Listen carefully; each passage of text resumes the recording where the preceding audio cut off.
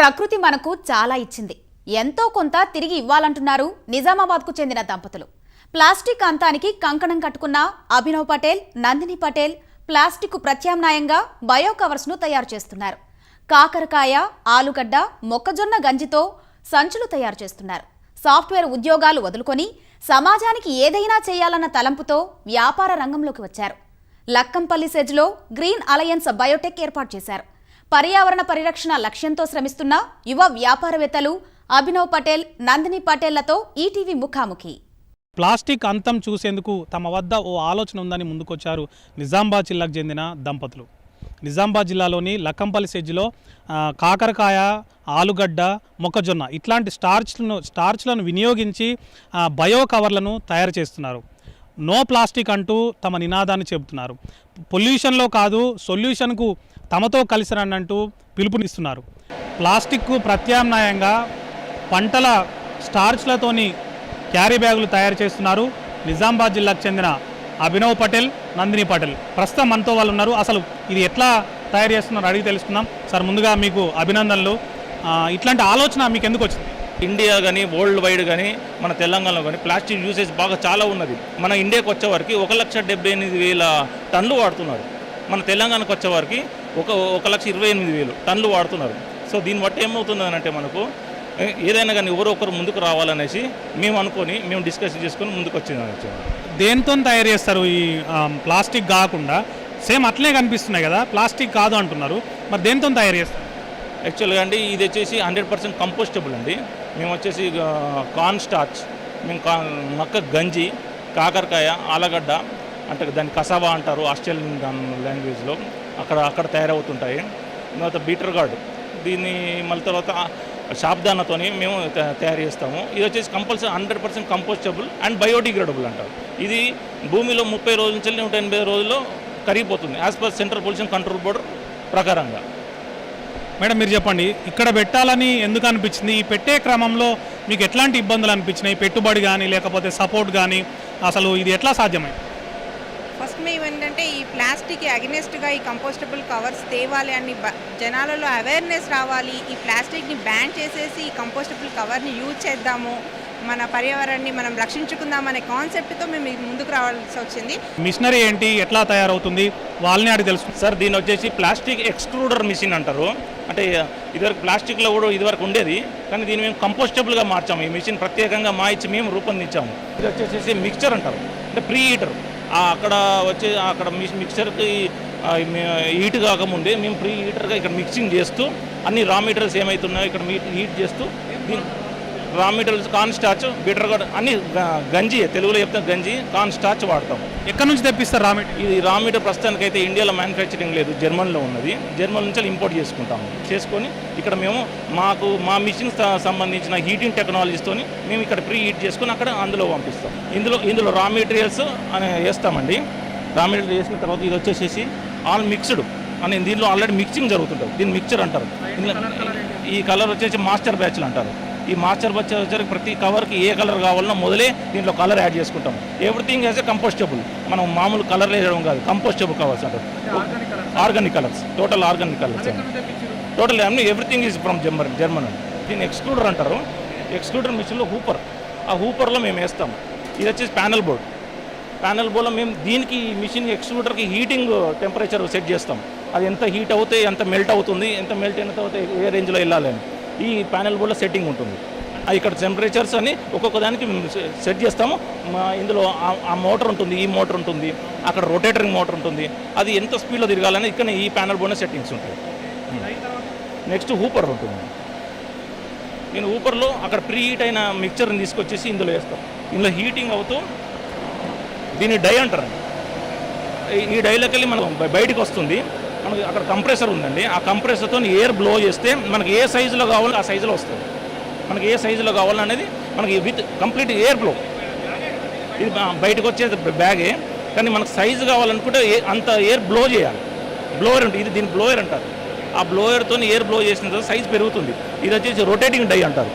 మనకు all sides equal thickness రావాలని so మేము దీనికి సపరేట్ ఇన్స్టాల్ చేయించాము. ఒక్కొక్క సైడ్లో ఒక్కొక్కసారి తక్కువ వస్తుంటే ఎక్కువ వస్తుంది, కానీ ఈ రొటేట్ అవుతూ ఈక్వల్ సైజ్ వస్తుంటుంది.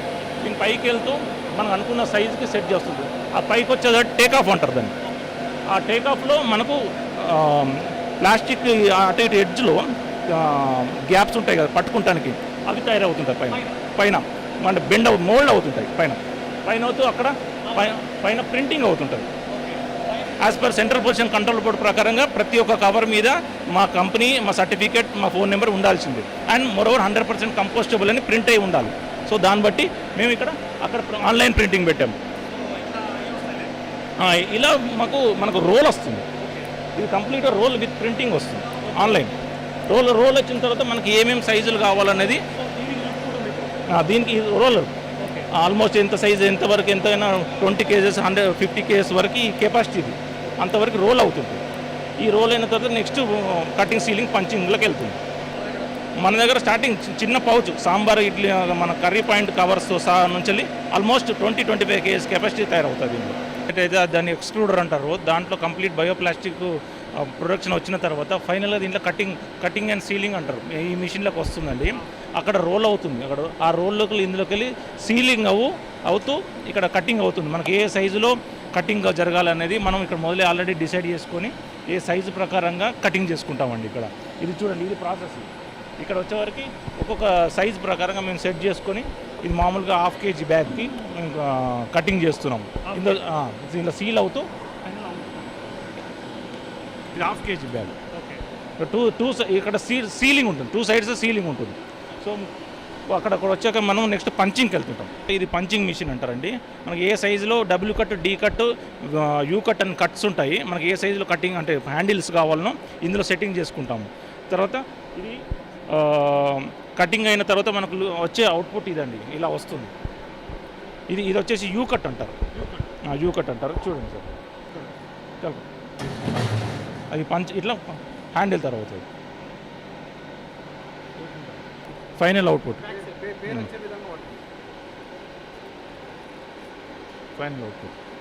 ఇవి ఇంక్లూడింగ్ 100 మాది బ్రాండ్తో సహా 100% కంపోస్టబుల్ అని సెంట్రల్ పొల్యూషన్ కంట్రోల్ బోర్డు వాళ్ళ రూల్స్ ప్రకారంగా ప్రింటింగ్తోనే వస్తుందండి. ఇది ఐఎస్ఓ సర్టిఫైడ్ 17088 అంటారండి దీన్ని.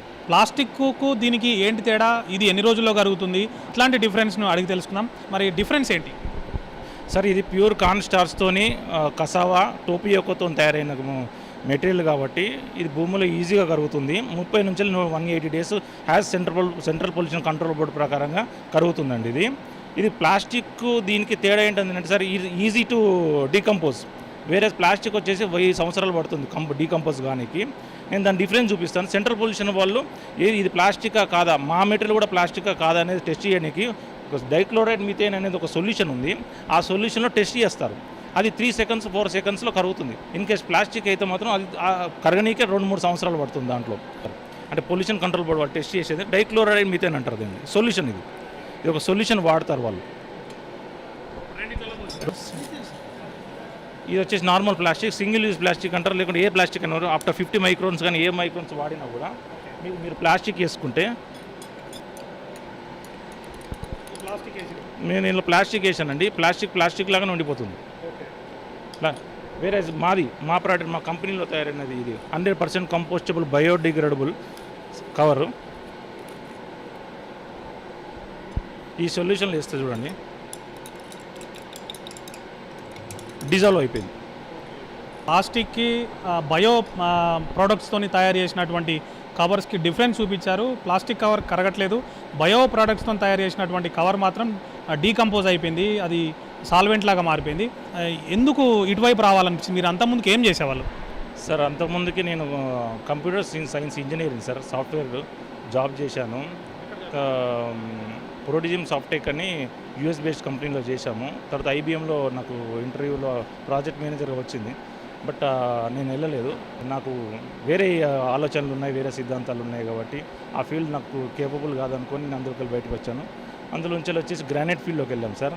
గ్రానైట్ లైన్లో ఉన్నా కూడా అది కూడా ఎండ్ ఆఫ్ ది డే నాకు సూటబుల్ కాలేదు.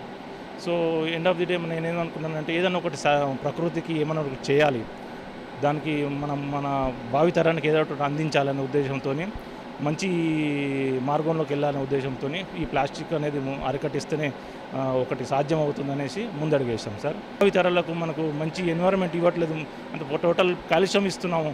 కాలుష్యం వలన నెక్స్ట్ జనరేషన్కి అంత ఇబ్బంది జరుగుతుంది కదా. మనం ఏది ఇచ్చినా కానీ ఏమి ఇవ్వకపోయినా కానీ మంచి ఎన్వైరన్మెంట్ ఇద్దామన్న ఉద్దేశంతో మేము ముందు అడుగేసాం సార్. చాలామంది యువకులు ఉన్నారు, చాలా రంగాల్లో ఉన్నారు కదా. మీరు ప్లాస్టిక్ కోసం అంటే మీకు ఎక్కడైనా ఈ ప్లాస్టిక్తో ఇబ్బంది అయిందా, లేకపోతే ఏదైనా మీరు చూసినప్పుడు కానీ ఏదైనా అనిపించినప్పుడు కానీ లేకపోతే ఎక్కడైనా చదివినప్పుడు కానీ దీని సివియారిటీ మీకు తెలిసిందా? ఒకవేళ తెలిస్తే ఇటువైపే ఎందుకు రావాలని ఈ ప్రోడక్ట్ గురించి మీకు ఎట్లా తెలిసింది? దీనివైపు ఎట్లా వచ్చారు? సార్ ప్లాస్టికేనే కాకుండా సార్ ఎన్వైరన్మెంట్ కోసమని ఎన్నో ప్రయత్నాలు చేశాం సార్. చెట్లు నాటడం కానీ అలాంటి కార్యక్రమాలు కాకుండా చాలా పనులు చేశాం సార్ ఎన్వైరన్మెంట్ కోసము. మేము యాక్చువల్గా హోలీ డైలీ అంటే ఎవ్రీ ఇయర్ హోలీ వాడుతుంటారు, కలర్స్ ఆర్టిఫిషియల్ కలర్ వాడుతుంటారు, కెమికల్ కలర్స్ వాడుతుంటారు. దానికోసం న్యాచురల్ కలర్స్ ట్రై చేసాము. అందులో ఫలితం మాకు రాలేదు. కలర్స్ అయితే మాత్రం ఇయర్లీ 1 టైం వాడతారు, డైలీ వాడుతుంటాం. దీనికి ఒకటి మంచితనం, ఇది ఒకటి చేస్తే ముందుకు వస్తామనే ఉద్దేశంతో దీనికి వచ్చాం సార్. దీంట్లో ఎన్ని సంవత్సరాల కింద ఈ ఆలోచన వచ్చింది? ఇది ఆల్మోస్ట్ 7 years బ్యాక్ సార్ వచ్చింది. 2016లో మేము ప్రయత్నం చేసాము, గంగుల కమలాకర్ గారితో కలిసాము. మంచి ఐడియా, గో హెడ్ అన్నారు.